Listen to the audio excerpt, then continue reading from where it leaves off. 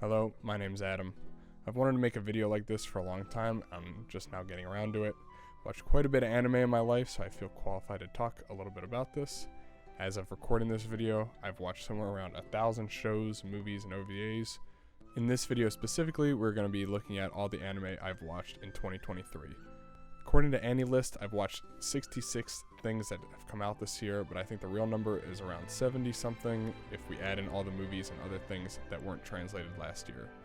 I won't be talking about each one, but hopefully I'll be able to get through most of them.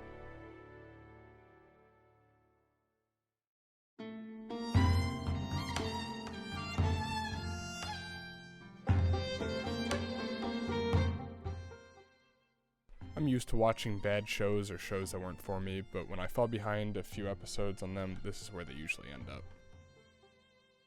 I thought the manga was mediocre, but Blue Orchestra had some of the worst visual production I've ever seen and some of the worst CGI I've seen recently, so I do not recommend. The story is incredibly bland and the characters don't help at all. Please just watch Euphonium instead. Skip and Loafer really didn't do anything poorly, it just never connected with me. I fell behind on the last 3 episodes and didn't ever feel like catching up. I can see why people enjoy this show and would recommend others to try it out, it just wasn't for me. I don't know what people see in Ragna Crimson. It's dumb and edgy, but takes itself very seriously. It's a by-the-numbers power fantasy, it doesn't look good, it doesn't sound good, I don't even know if it does anything good. Not to mention, every character I've seen is bland and one-dimensional. If you enjoy Ragna Crimson, please seek medical attention immediately. Okay, I don't feel like talking about any more shows I dropped this year. Let's move on to something a little worse? Ow.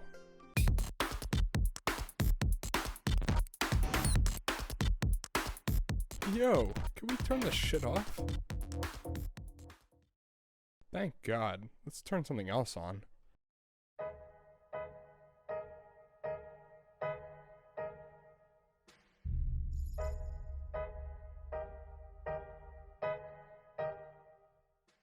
Iceblade Sorcerer. This is actually just garbage. I could end the review there, and it would be giving the show way too much praise. It's like if somebody heard of Battle High School animes through TikTok clips, tried to make one by themselves. There are zero, and I mean zero, redeeming qualities to this godforsaken show. I can't believe anyone paid money to have this made. I can't believe I watched it. If you want interesting characters, it doesn't have them. Good fights? Not here either. Good story? Okay, but is it at least funny to watch? You know what? It kinda is, in like a drinking game with your friends type of way. If you take a shot after anything cringe and live longer than 2 episodes, I'll personally pay for a 2-week-long vacation for you and your family.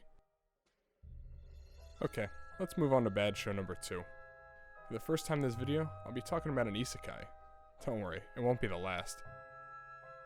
Isekai cheat skill is kind of amazing in its own way. It doesn't do anything even average, gives you no reason to watch it even. But what's amazing is, it's the first completely AI generated anime. I'm serious, if you don't believe me, just take a look at this clip. Let me know if you see anything wrong here. I'll even make it easy for you. You're gonna tell me a human drew this? No, but for real though, what are these character designs? Look at this dude. Wait till you see the. No, no, no, no.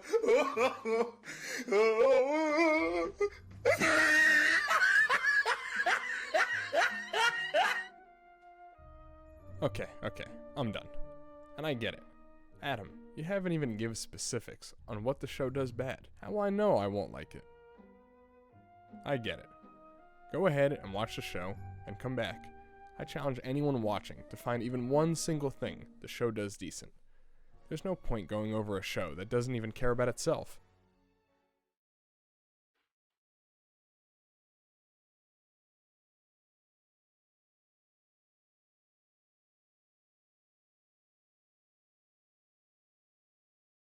Are you able to tell me what this sentence means? I'll give you a few seconds to really digest it. I'm back. Did you come up with an answer? I didn't think so. Okay, I'll give you another one. Just let me know what you think this means. Didn't get that one either? Welcome to Kimi-ai and Boku-ai, a pair of movies which you can watch in either order. I watched Kimi, then Boku, and I'll let you in on a little hint. No matter which order you watch, you won't understand half the dialogue in either movie. The whole plot of both movies is connected to a fictional technology, which never gets explained well, if at all. So most of the time, the characters are rambling about made-up jargon, describing made-up technology. It's indecipherable. I think making movies or a show that you can watch in any order is a really cool concept. It's creative and allows people to watch the same media but have totally different experiences. Unfortunately, I just don't think that Kimi-ai and Boku-ai do this concept justice in any way. The source material is just not engaging enough. The plot is something that most people have seen in other shows and movies, but this time it's done very poorly. Guy main character and girl meet, then start some sort of relationship. Girl main character has an accident with some mysterious technology, and the only person who can save her is the main character, for very poorly explained reasons. Throw in a lot of fluff and jargon, and there you go, you got about 3.5 hours of wasted potential.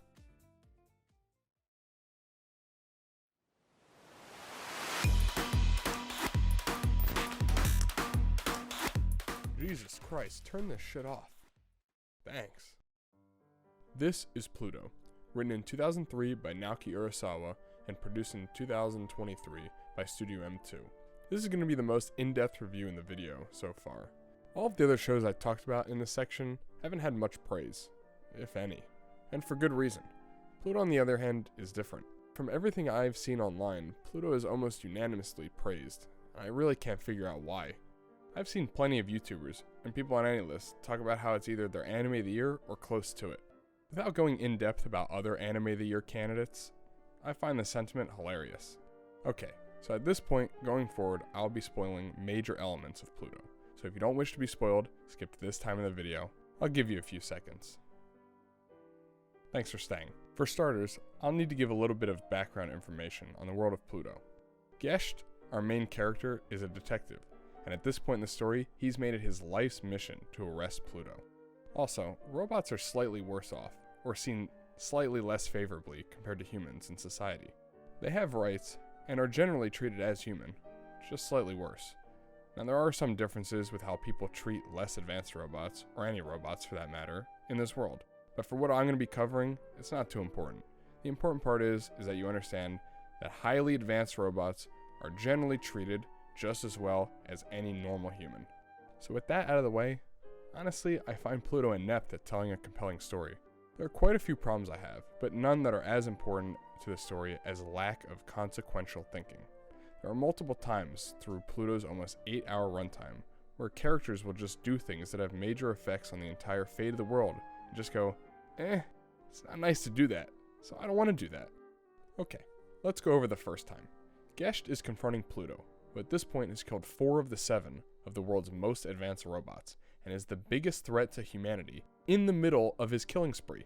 Now as a side, in Gesht's mind, Pluto has in addition killed Adam, another one of the 7. Now that's pretty important, because in Gesht's mind, there are only 2 of the 7 remaining. It's him and Epsilon, but I'll come back to this later. So, Gesht has Pluto trapped, and essentially dead to rights. All he has to do is shoot. And I'll repeat, the biggest threat to the entire world will cease to exist. But Gesht, he just says no, and leaves. And his only 2 reasons are, number 1, he believes Sahad, the robot inside of Pluto, didn't actually want to kill the robots he killed. And number 2, he says, I am not programmed to destroy a robot who shows no signs of open hostility. So number 1, why does it matter if he didn't want to kill the highly advanced robots, which again were generally looked at as on par with any human? He killed them, point blank, end of story. And number 2, I am not programmed to destroy a robot who shows no signs of open hostility. This is just a blatant lie. Gesht absolutely has the ability to destroy Pluto in that moment. He just doesn't want to. So, with Gesht leaving, what are the potential consequences of his actions? Well, Pluto is free to do whatever the person controlling him wants to do with him, with basically zero opposition, because Gesht has shown he is unwilling to destroy Pluto. So what does that mean? When Pluto is controlled to go back to killing, the only thing in the entire world that is able to stop him is Epsilon, who, earlier in the story, has decided not to fight in any circumstance. So Gesht is shirking his responsibilities just to leave the fate of the world up to a pacifist? promptly after this, Gesh dies. So now the fate of the world is completely up to Epsilon. Now keep in the back of your mind, Adam is technically still alive. There is no one in the world who has knowledge of this. So what does Epsilon do? He actually ends up fighting Pluto and wins, and then lets Pluto live and leave. They fight again later, but before we go over what happens in the second fight, we have to go over what Epsilon says to Pluto when asked why he let Pluto live. Because man, is it damning. To be honest, I'll just let you watch it for yourself.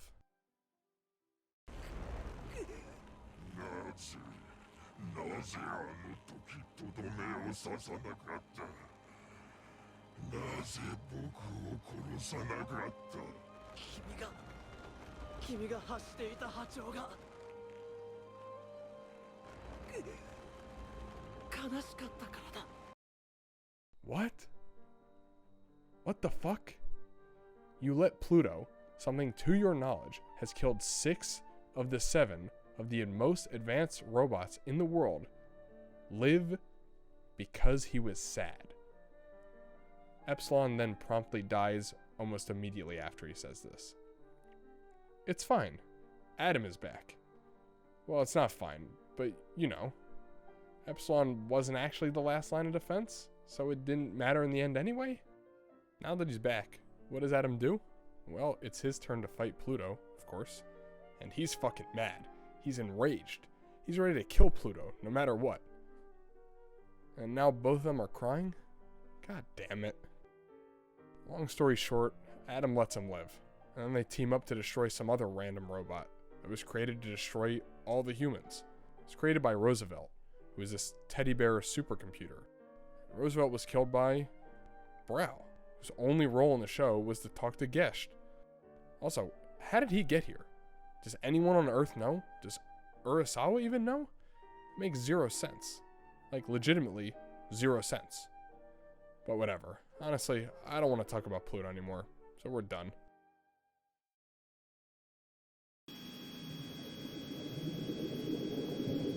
This shit isn't even music.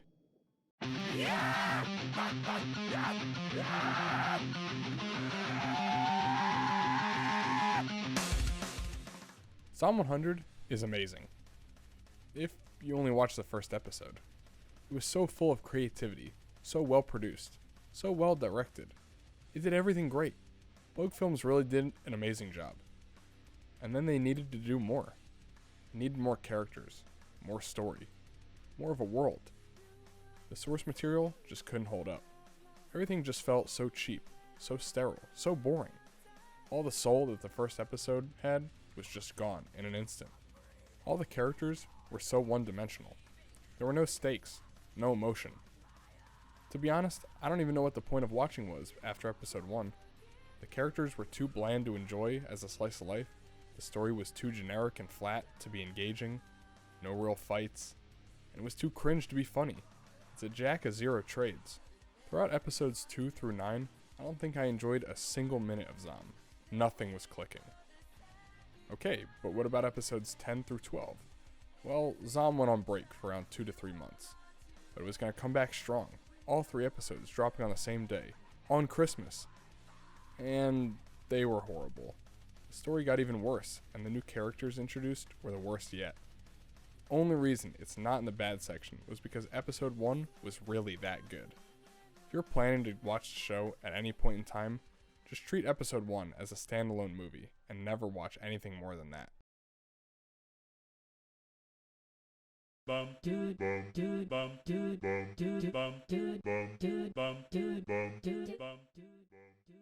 Hell's Paradise.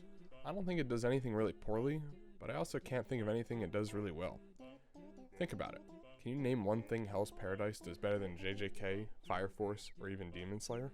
I can't think of anything. Listen, it's a fine watch if you've exhausted all other options. There should be no reason to pick up Hell's Paradise if you haven't seen basically any of the other shonens released in the last 10 years or so.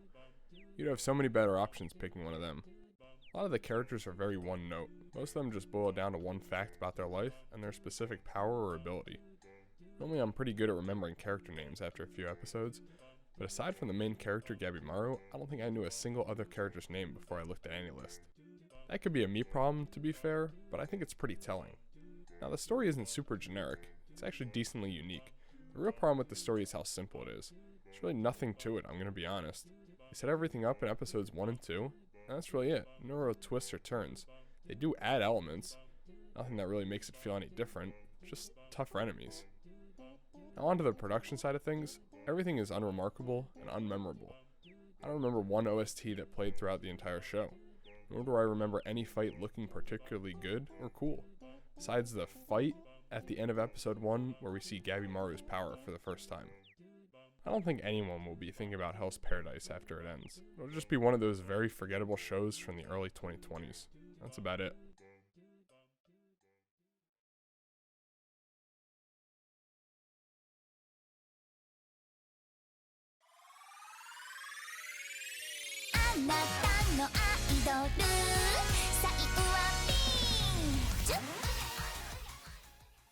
So, I just want to preface this section with saying that I've read the manga for Oshi. I got caught up before the anime was released, but my thoughts on the manga have no effect on my thoughts on the anime, and I will only be talking about the anime. The reason that this is in its own section is because I don't think it's mid, or at least it's not in the same category as Zom and Hell's Paradise. I think there is one big thing that separates it from them. There are some things holding it back from being good. Oshi had one of the best first episodes that I can remember watching.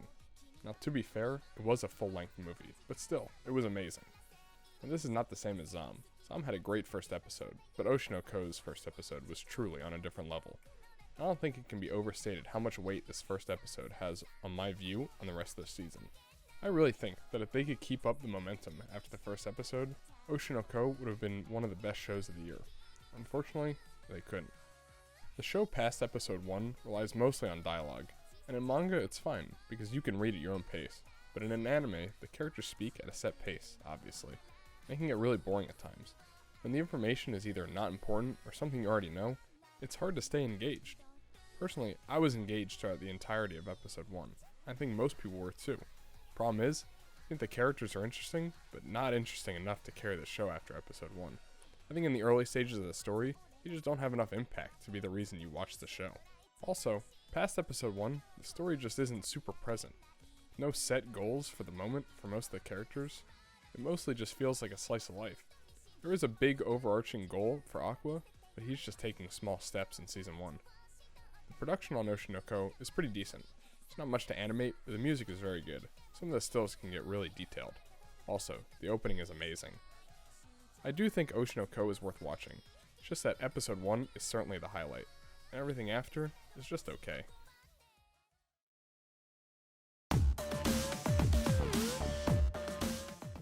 Alright, this is the final straw. Turn this shit off. Where are these horrible songs coming from?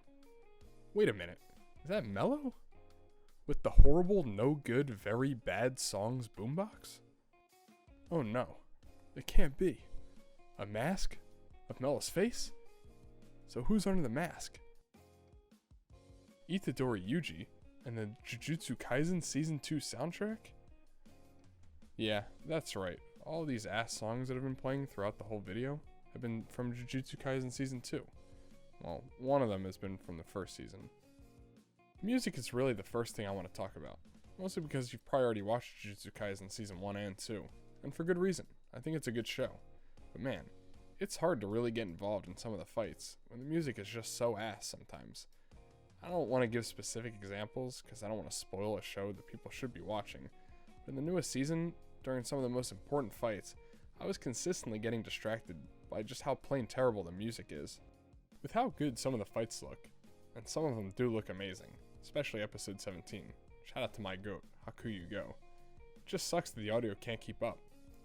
I don't really think I have to go over any of the characters or the story, because like I said, most of you have probably already watched it. But if you haven't checked out season 1 yet, you really should. It has been and will continue to be one of the most popular shows of the 2020s. Now, with saying that, it's far from perfect, but with how negative this video has been so far, I'll spare you all from me ranting about all the bad aspects of a good show.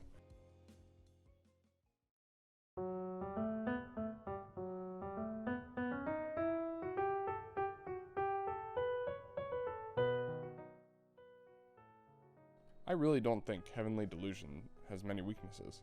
It's incredibly unique and interesting, it has deep and entertaining characters, The story is well thought out and engaging, at least for now, and the production is great all around, with good visuals and audio. The only real issue that I have with the show is that it can feel confusing at times because of how little information you're given in relation to the interweaving plots, along with how claustrophobic the show can feel, with essentially having to tell two stories at the same time. Now, I think it manages it pretty well. There are definitely some times where one of the two stories needs some more time to breathe, in my opinion. Now, I'm not going to sit here and tell you that Heavenly Delusion is underwatched, because it was pretty popular. With the lack of good shows in 2023, it's strange to me that it wasn't as popular as I think it should have been. Now, that could have just been with it being locked away in Disney Plus jail, but I just don't understand how more people were watching Zom 100 and Hell's Paradise. I really think that as long as the next season of Heavenly Delusion comes out within the next 3 to 4 years with the same level of quality, it can be one of the most popular anime franchises of the 2020s. Hopefully it's just not locked away by Disney.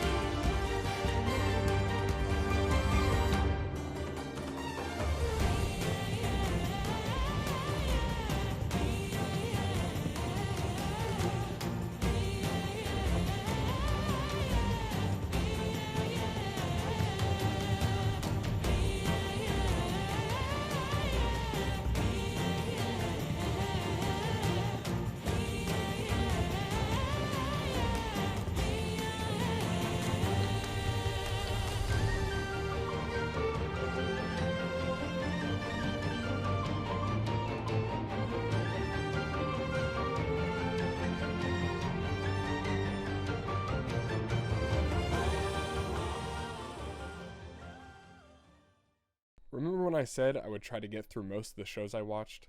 Well, I fucking lied. This video is already way too long. Check out my AniList in the description.